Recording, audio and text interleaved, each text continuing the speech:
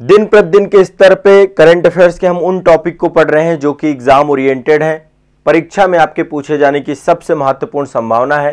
प्रारंभिक परीक्षा और साथ ही मुख्य परीक्षा से जुड़े हुए विषय वस्तुओं को, टॉपिक को यहाँ पर हम छूते हैं। तो तथ्यात्मक तौर पे मैं आपको एक करंट अफेयर्स में वही चीज़ें बताता हूँ जो कि एग्जाम ओरिएंटेड है, एग्जाम में आएंगी। इसलिए जितना मैं आपको बता रहा हूँ उस पर भरोसा रखिए और आगामी समय में बस आप सारे करंट अफेयर्स का आपके पास नोट्स होना चाहिए, जिस टाइप में पूरा का पूरा नोट्स बनवा रहा हूँ, और इसको रिवाइज करते जाना। गारंटेड बोलता हूँ, बहुत शानदार आप जो है प्रदर्शन करके आओगे करंट अफेयर्स में। ठीक है, चलिए तो आज के अंक में सबसे पहला करंट अफेयर्स है ग्लोबल बौद्धिस्ट समिट। पहला वैश्विक बौद्ध शिखर सम्मेलन 2023 में आयोजित हुआ। कब आयोजित हुआ? 20 से 21 अप्रैल 2023 को। ठीक है, ये क्या है? पहला वैश्विक बौद्ध शिखर सम्मेलन, पहला वैश्विक बौद्ध शिखर। एक समय बौद्ध संगतियों के बारे में पढ़ते थे, अब वैश्विक बौद्ध शिखर सम्मेलन की बात हो गई है। तो अब ये स्टार्ट हुआ है, ये चूंकि फर्स्ट टाइम था तो ये 20 से 21 अप्रैल आपका आयोजित हुआ है। ठीक है, तो अब ये कहाँ आयोजित हुआ है? तो ये आयोजित हुआ है नई दिल्ली में। नई दिल्ली में आयोजित हुआ है आपका, ये नई दिल्ली में आयोजित हुआ है। तो पहला वैश्विक बौद्ध शिखर सम्मेलन आपका आयोजित हुआ है नई दिल्ली में। अब ये जो है किसके द्वारा करवाया गया है? भारत सरकार के संस्कृति मंत्रालय के द्वारा करवाया गया है। ठीक है, संस्कृति मंत्रालय और साथ ही अंतर्राष्ट्रीय बौद्ध परिसंघ, ये दो संस्थाएं हैं, दोनों के सहयोग से पूरा का पूरा करवाया गया है। इसका उद्घाटन स्वयं भारत के प्रधानमंत्री जी के द्वारा किया गया। ठीक है, तो नरेंद्र मोदी जी के द्वारा इसका उद्घाटन किया गया इस पूरे के पूरे सम्मेलन का। ठीक है, इसमें लगभग 171 विदेशी प्रतिनिधि सम्मिलित हुए। कितने? 171 विदेशी प्रतिनिधि सम्मिलित हुए। साथ ही लगभग 150 भारतीय, मतलब 150 प्रतिनिधियों ने बौद्ध संगठन के 150, तो 171 विदेशी प्रतिनिधि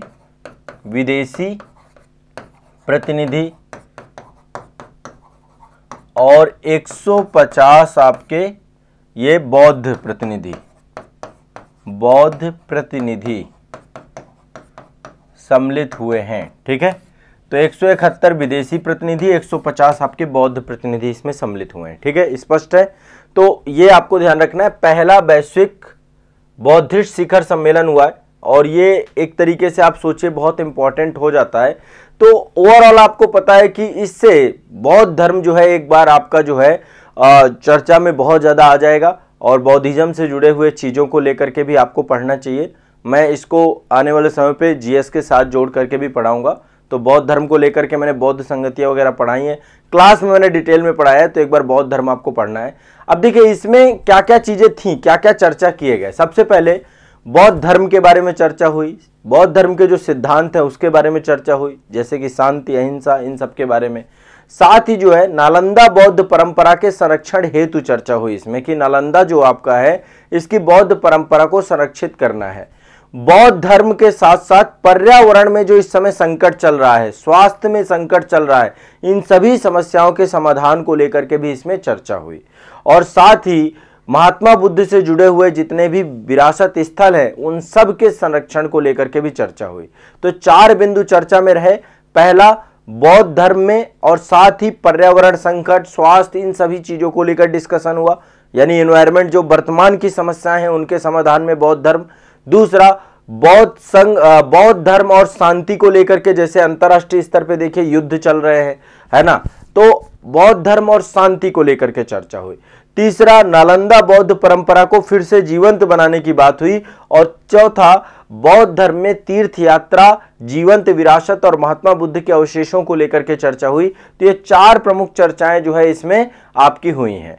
तो इसमें दलाई लामा भी आपके सम्मिलित थे। ठीक है, जो बौद्ध धर्म में धार्मिक गुरु प्रमुख हैं, आप ये देख सकते हैं, दलाई लामा जी, भारत के प्रधानमंत्री जी को द्वारा उद्घाटन किया गया था। तो 171 विदेशी प्रतिनिधि आपके सम्मिलित हुए हैं और साथ ही आपके 150 जो है बौद्ध प्रतिनिधि सम्मिलित हुए हैं। स्पष्ट है, करंट अफेयर्स से वाला क्लियर है सभी को।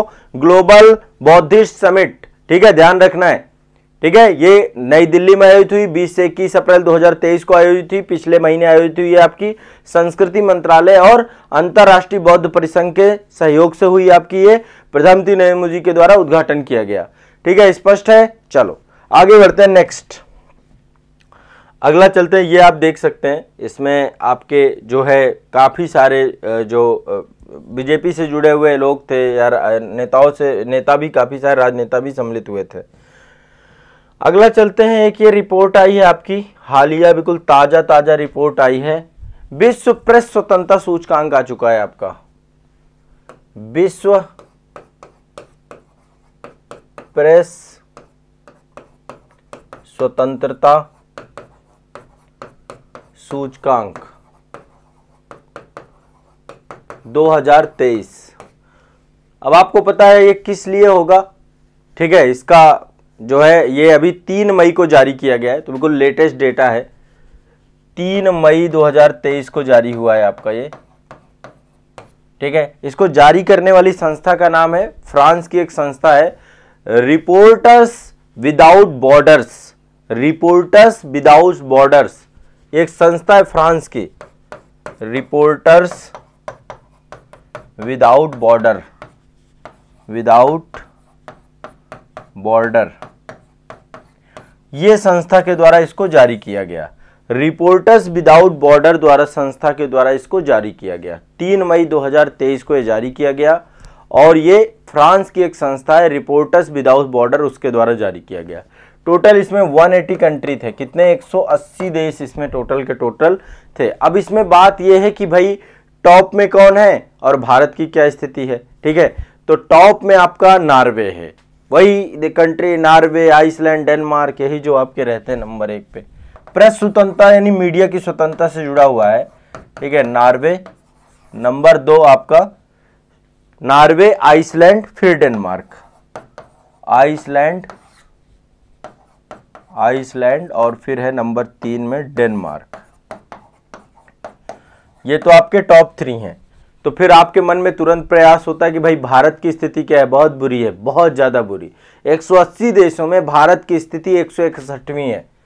भारत की स्थिति क्या है, भारत है आपका, ये देख सकते हैं आप, हाँ, विश्व प्रेस स्वतंत्रता सूचकांक 2023 आ चुका है। ये कब आया है आपका, 3 मई को आया है, ठीक है। भारत की 2023 में स्थिति 161वीं है, 161। अब आप सोच सकते कितना बुरा हाल है। हमारे यहाँ पे प्रेस की आज़ादी को लेकर के मुद्दा तो है। यहाँ पे देखिए, देखो मेरा तो एक मतलब मुझे ये चीज़ समझ में आ रही है कि आने वाला समय ऐसा भी होगा कि जो मीडिया है ना आपकी, जिसको लोकतंत्र का चौथा स्तंभ कहते हैं, जल्दी जो है, चूंकि मीडिया के बारे में इतनी सारी चीज़ें लगती हैं, बायस्ड भी होती है मीडिया, बहुत मामलों में ये आरोप प्रत्यारोप लगते हैं। जल्दी जिस तरीके से सोशल मीडिया अब इसको जो है कवर कर लेगी, सोशल मीडिया ने बहुत बड़ा चेंज किया भी है ना। मेन स्ट्रीम मीडिया के कितने सारे चैनल सब सोशल मीडिया के द्वारा ऑपरेटेड हो रहे हैं, और सोशल मीडिया के साथ साथ जो एजुकेशन का प्रभाव बढ़ रहा है वो जो है इसको कवर करने का प्रयास करेगा, ठीक है। तो 161वें नंबर पे भारत है, नंबर 1 पे नॉर्वे, फिर आइसलैंड, फिर डेनमार्क आपका है, लास्ट में देखिए बहरीन, क्यूबा। अब हमारी हालत कौन सी अच्छी है, ठीक है। तो ये 3 मई को आपका जारी हुआ, 180 देश, संस्करण 21वां जारी करता है reporters without border, Paris France की ये संस्था है, ठीक है। तो 161वें नंबर पे हैं हम, कितने पे हैं, 161वें नंबर पे। क्लियर है, स्पष्ट है ये वाला करंट अफेयर्स भी, हाँ। चलो अगला चले, नेक्स्ट। ये भी एक बहुत महत्वपूर्ण डेटा आपके सामने लेकर के आ रहा हूं। नेक्स्ट डेटा बहुत इंपॉर्टेंट है। अगला डेटा आपका क्या है, अगला डेटा है विश्व सैन्य खर्च प्रवृत्तियां। मिलिट्री में कितना पैसा कौन खर्च कर रहा है, कौन सा देश जो है मिलिट्री में कितना पैसा खर्च कर रहा है, इसको लेकर के भी एक रिपोर्ट आती है, विश्व सैन्य खर्च प्रवृत्तियां। विश्व सैन्य खर्च प्रवृत्तियां 2022 की रिपोर्ट आई है। ये एक रिपोर्ट ये भी आई है, अभी हाल ही में आई है रिपोर्ट ये आपकी। अब ये रिपोर्ट जो है इसके तहत बताया गया है कि विश्व में कितना पैसा सेना में खर्चा कौन सा देश करता है। अभी हम भारत में आएंगे। यह अप्रैल 2023 में रिपोर्ट आपकी जारी की गई। जारी करने वाली संस्था है Stockholm's international peace research institute. Stockholm's international peace research institute, SIPRI बोलते हैं इसको, ठीक है। इस संस्था के द्वारा इसको जारी किया गया, स्टॉकहोम्स इंटरनेशनल पीस रिसर्च इंस्टीट्यूट, ठीक है। इस संस्थान के द्वारा इसको जारी किया गया, ठीक है। जारी करता ये है। अब इस रिपोर्ट के अनुसार क्या क्या बातें की गई हैं। सबसे पहले इनके द्वारा बात की गई है कि जो 10 वर्ष हैं 2013 से लेकर 2022 के दशक में 10 सालों में 19% की वृद्धि हुई है। टोटल 19% की वृद्धि, 19% की वृद्धि हुई है। 10 सालों में सेना में खर्च करने की प्रवृत्ति जो है लगभग जो है आपकी 10% बढ़ी, वो 19% बढ़ी है देशों में, ठीक है। अब जो है इसमें नंबर 1 जो सबसे ज्यादा मिलिट्री में पैसा खर्चा करता है, आप सभी जानते हैं, वो है अमेरिका। दबादब पैसा खर्च करता है। नंबर 1 पे है यूएसए, सबसे ज्यादा पैसा करता है यूएसए। नंबर 2 पे कौन होगा? नंबर 2 पे है चीन। नंबर 3 पे है रूस, और चौथे नंबर पे हम कोई कम नहीं है, हम भी है चौथे नंबर पे। तो भारत 4th नंबर पे आपका इस्टेब्लिश है पैसा खर्च करने में। यदि मैं एक बार थोड़ा सा रफली आपको डेटा बताऊं कि कितना जीडीपी का ये लोग खर्च कर रहे हैं, पहले मैं आपको बता रहा हूं कि टोटल कितने बिलियन डॉलर खर्च हो रहा है। तो यूएस आपका सबसे ज्यादा करता है। अब आप देखेंगे तो बिल्कुल इतना पैसा कोई नहीं खर्च करता जितना यूएस पैसा खर्च करता है वर्ल्ड की अपनी मिलिट्री को मजबूत करने में। 877 बिलियन डॉलर खर्च करता है। वैसे इसकी जीडीपी का आकार भी बड़ा है, लेकिन बहुत ज्यादा पैसा खर्च होता है, ठीक है। चीन की बात करें तो चीन जो है 292 बिलियन डॉलर खर्च करता है, बिलियन डॉलर, ठीक है। और रूस की बात करें तो रूस जो है 86.4 बिलियन डॉलर।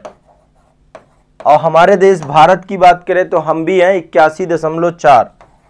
81.4 billion dollar. यदि हम जीडीपी के अनुपात की बात करें कि जीडीपी के कुल अनुपात का कितना है खर्च करते हैं, तो जीडीपी के अनुपात का प्रतिशत निकालें तो टोटल 3.5% ये खर्च कर रहा है अपने जीडीपी का। इसका जीडीपी का आकार भी बड़ा है, लगभग 20 ट्रिलियन से बड़ी जीडीपी है आपकी। चीन की जो है लगभग 15 ट्रिलियन के आसपास जीडीपी है। तो ये टोटल अपनी जीडीपी का केवल 1.6% यूज करता है। रूस की जीडीपी बहुत ज्यादा नहीं है, तो 4.1% रूस यूज करता है। और यदि हम भारत की बात करें तो 2.4% हम अपनी सेना में खर्च करते हैं, ठीक है। अंतरराष्ट्रीय स्तर पर जो है ये पैसा खर्च करने की बात है। इसके बाद देखो भारत के बाद सऊदी अरब का नंबर आता है। अब आप सोच रहे होंगे सर पाकिस्तान का बता दो, उसका आता पता नहीं है कितना खर्च करता है, बहुत ज़्यादा उसके पास है ही नहीं। पहले तो अपनी व्यवस्था करे वहाँ पे नागरिकों की। पर मिलिट्री में पाकिस्तान भी खूब खर्च करता है, पर टॉप 10 में नाम नहीं है उसका, ठीक है। तो ये सोचिए कि मिलिट्री पे विश्व सैन्य मतलब सेना पे खर्च करने वालों में सबसे नंबर 1 पे अमेरिका है। आसपास भी कोई नहीं उसके टिकता है, इतना पैसा वो खर्च कर रहा है अपनी सेना पे।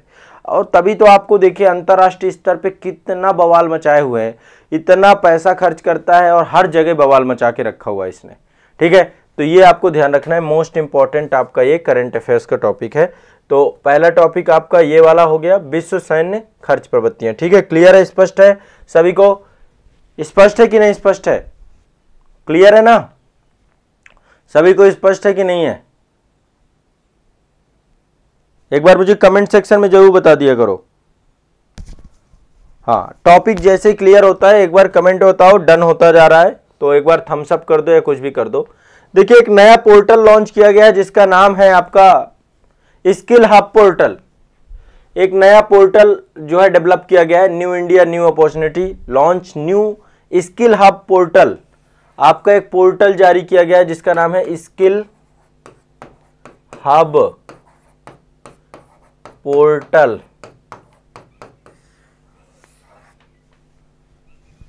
स्किल हब पोर्टल जारी किया गया है आपका, ठीक है।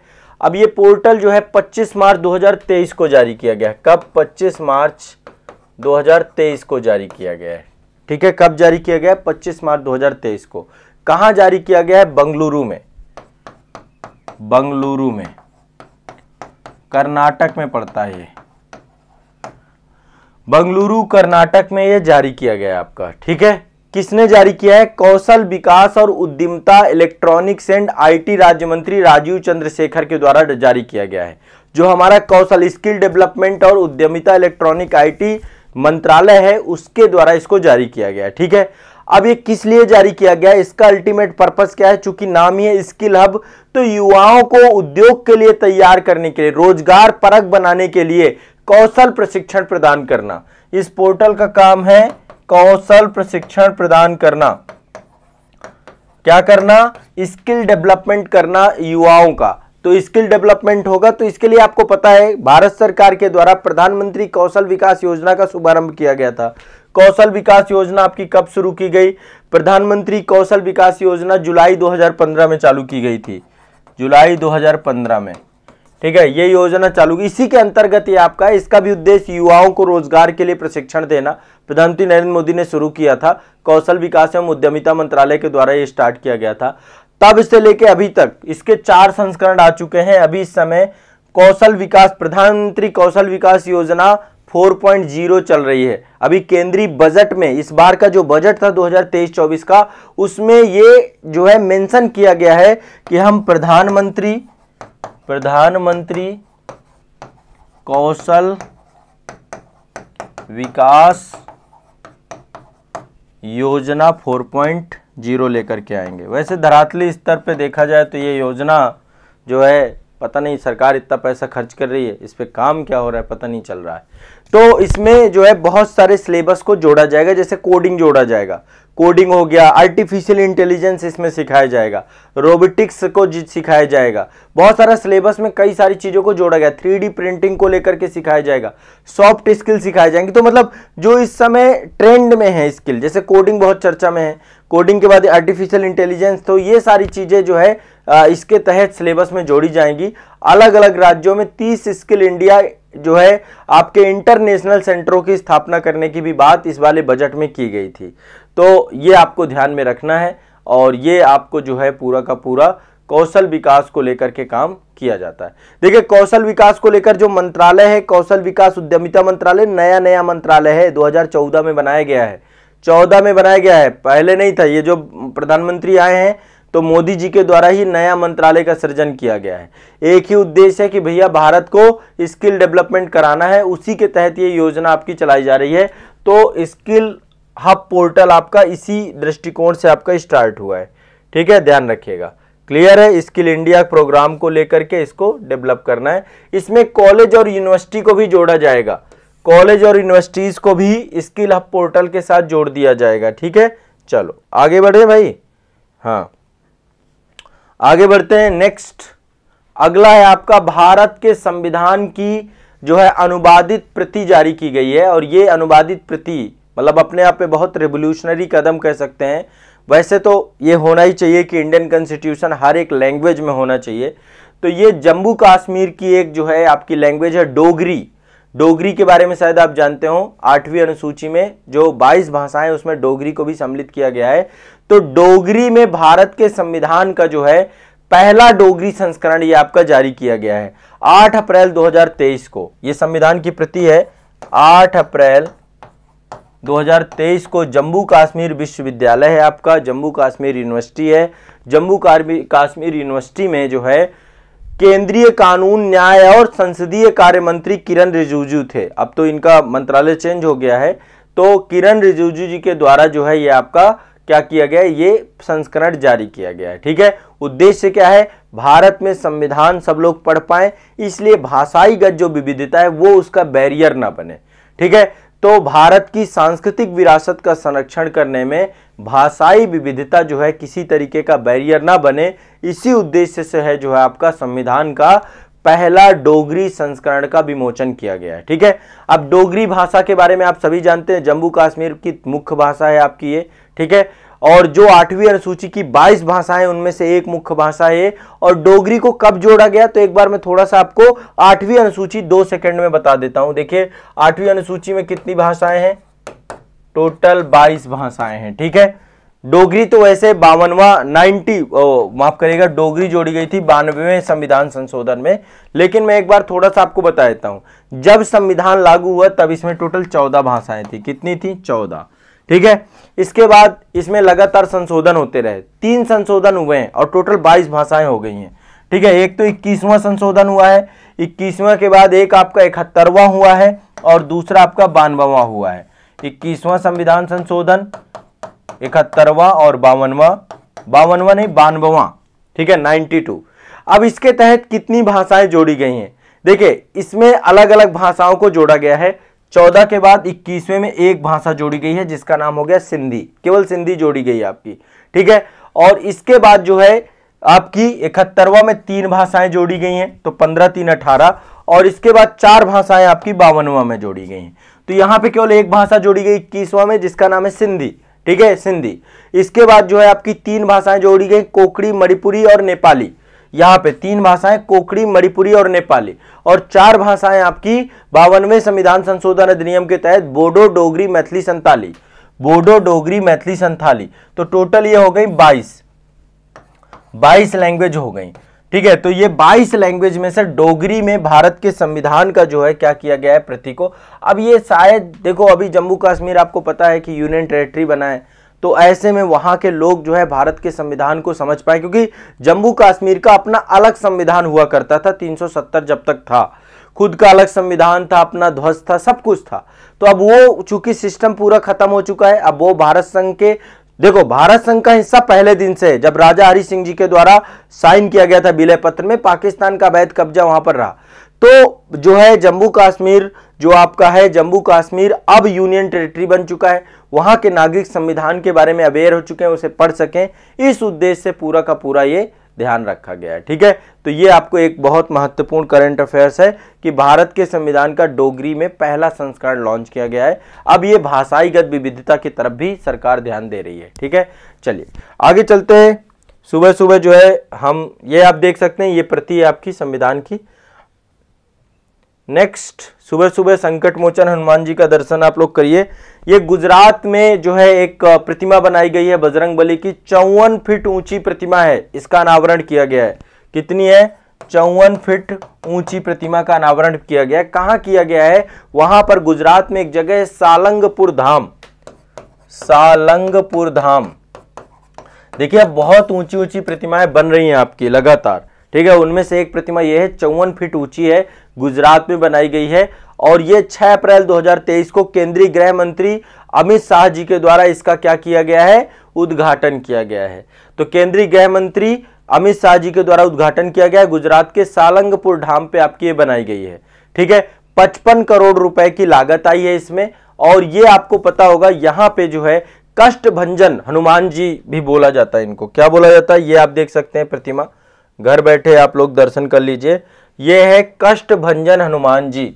सालंगपुर धाम पे जो हनुमान जी है उनको बोलते हैं कष्टभंजन हनुमान।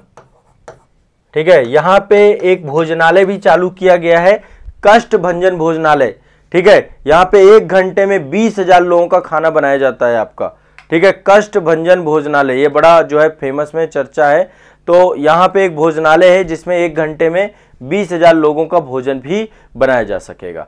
तो ये जो है आपके कुछ प्रमुख पॉइंट थे। एक तो सालंगपुर धाम में हनुमान जी की 54 फीट ऊंची जो है आपकी प्रतिमा अनावरण की गई है। दूसरा जो है ये संविधान का डोगरी भाषा में क्या किया गया है? ट्रांसलेशन किया गया, अनुवाद किया गया, जारी किया गया है। स्किल हब पोर्टल जो है आपका जो है लॉन्च हो चुका है प्रधानमंत्री कौशल विकास योजना के तहत। ये विश्व सैन्य प्रवृत्तियां हैं जिसके अंतर्गत सबसे ज्यादा पैसा खर्च करने वाला देश अमेरिका है, फिर अमेरिका के बाद चीन, फिर रूस, फिर भारत। ठीक है, इसके बाद जो है नेक्स्ट आपका ये विश्व प्रेस स्वतंत्रता सूचकांक, भारत की रैंक 161वीं है, टॉप में नॉर्वे, आयरलैंड, डेनमार्क, ये सारे कंट्री हैं। तो इसके बाद नेक्स्ट आपका ये प्रथम पहली बार जो है आपकी बौद्धिस्ट समिट हुई थी। पहला वैश्विक बौद्ध शिखर सम्मेलन हुआ था नई दिल्ली में। ठीक है, तो इसमें 171 देशों के प्रतिनिधि और साथ में 150 बौद्धिस्ट प्रतिनिधि इसमें सम्मिलित हुए थे। ठीक है, तो ये आपका आज के करंट अफेयर्स के कुछ प्रमुख महत्वपूर्ण टॉपिक हैं। चलिए एक बार जो है ये टॉपिक आप लोग समझ लीजिए। हाँ 22 लैंग्वेज है टोटल के टोटल।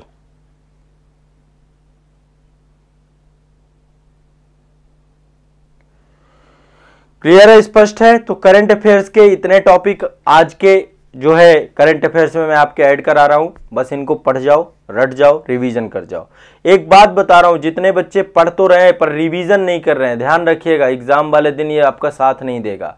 डेली का डेली रिवीजन करो, सप्ताह में एक बार रिवीजन कर लो, रिवीजन मस्ट है। कम पढ़ो पर रिवीजन ज्यादा करो, कम पढ़ो पर रिवीजन ज्यादा करो। जो पुराना पढ़ रहे हो उसको अपने साथ लेकर के चलो, रिवीजन करो, अभ्यास करो, है ना, और साथ में आंसर राइटिंग भी करो। रिवीजन बहुत जरूरी है, बिना रिवीजन के काम नहीं बनेगा। ठीक है, तो ये मेरा आप सभी के लिए जो है निवेदन है आप सभी से। ठीक है, चलिए।